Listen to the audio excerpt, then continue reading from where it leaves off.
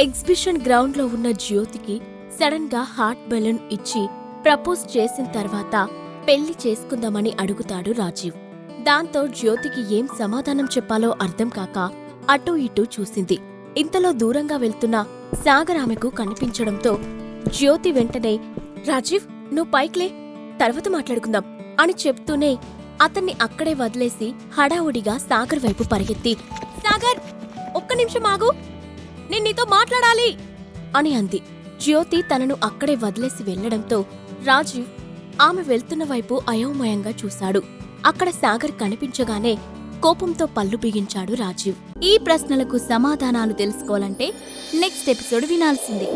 క్రింద ఇచ్చిన లింక్ ని క్లిక్ చేసి పాకెట్ ఎఫ్ఎం యాప్ ని ఇన్స్టాల్ చేసుకోండి.